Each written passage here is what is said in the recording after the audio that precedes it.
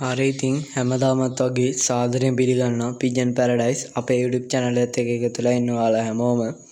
ඉතින් අද ගෙනල්ලා තියෙනවා අලුතෙන් බාපු පරවියා සහ මම පරවිය එළවණින්ම සම්බන්ධව පොඩි කරුණක්. හරි ඉතින් ඒවා හැමදාම පරවි ගැන වීඩියෝ බලන්න අපිත් එක්ක එකතු වෙලා ඉන්න. අපේ YouTube channel එක හොඳයි නම් like එකක් දාන්න, comment කරන්න, subscribe කරන්න කියලා ඉල්ලනවා. ඉතින් හරි වීඩියෝ එකට යන්න කලින් ඔයාලට පොඩි වෙලාවක් හම් වෙනවා. like කරලා නැත්නම් like කරන්න, subscribe කරලා නැත්නම් subscribe කරන්න. වැඩි වෙලාවක් තිබ්බොත් comment එකකුත් දාගෙන යන්න. දැන් ඔයාලට වෙලාවක් හම් වෙනවා. මේ පිජන් පැරඩයිස් පරවි හදන වෙනස් විදිහට.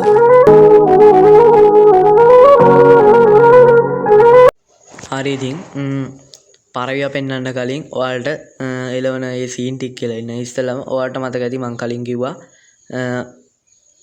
පරවියෙක් එළෙව්වා නෙමෙයි පරවියෙක් විකුණුවා කියලා පොඩි මල්ලි කෙනෙකුට. අන්නේ මල්ලිගේ තව අයියා කෙනෙක් ඉන්නවලු. ඉතින් අන්නේ අයියා ගාව මගේ පරවියෙක් ඉන්නවලු. ඉතින් මේකයි සීන් එක. මම ඉතින් අලුතෙන් ටේප් ලියපුවෙකුයි තව මගේ නෝමල් පරවියෙකුයි. ඉතින් ටයිමින් බිත්තර දාලා නෝමල් පරවියෙකුයි ගැහුවා. ඉතින් උඩ ආතල්ලයටත් එක්ක. ඉතින් ගැහුවට පස්සේ කොහොම හරි අර අලුතෙන් ගෙන ආපු එක ටේප් ලියලා දවස් දෙකක් විතර හොරුත් නැහැ.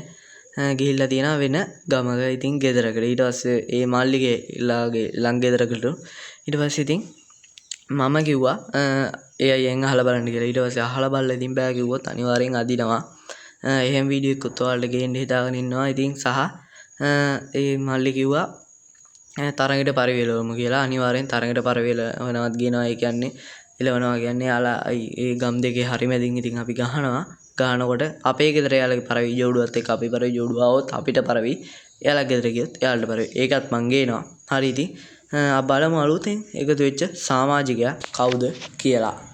සතාව පෙන්වන්න කලින් කියන්න ඕනේ ඉතින් පැටාවු මැරුණා කියන්නේ සර්පෙක් ඇවිල්ලා ඉඳලා ඉතින් ගැරඩියෙක් කූඩුවේ හිල් ටික වැහුවා. ඉතින් ඌ ඉවරයි. කොටින්ම කිව්වොත් ලාම්පතෙල් ගැහුවා. ඔයාලත් ඉතින් කූඩුවේ හිස්තැන් එහෙම තියෙනවනේ. ඉතින් පැටවු කාලේට අනිවාර්යෙන් මේ හිස්තැන් වහගන්න කියලා මතක් කරනවා. හරියනම් අපි බලමු පරවියා මොකෙද්ද කියලා. හරි ඉතින් ඇත්තටම ඒකත් කට්ටිය බලන දේ කාසියන් එකක පෙන්වන්න අරගෙන ආවේ කියලා. ඉතින් කාසියන් එකේ තමයි බෑව. ඉතින් මේක කිරිල්ලියා. මොකේ වයිස් ඉතින් කමෙන්ට් කරගෙන යන්න පරි වැඩ වින්නවන පේනවාති.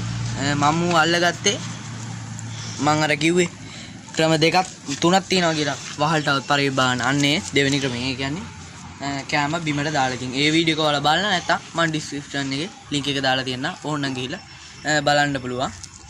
හරි ඉතින් මුව පෙන්නන්න තමයි ගෙනාවේ. මං ඊළඟට අනිවාර්යයෙන්ම බීට් කරන ඒ කියන්නේ පරි බීනින් කරන වීඩියෝ එකක් ගේනවා මම. ඉතින් මගේ පරවි එලවන්න කියලාත් ඉතින් කමෙන්ට් එකක් දාලා තිබ්බා. ඉතින් මේ පැටවුඩි ගිරුණ ගමන් පැටවුඩි ලොකු වෙච්ච ගමන් මගේ පරවි එලවන වීඩියෝ එකක් ගේනවා.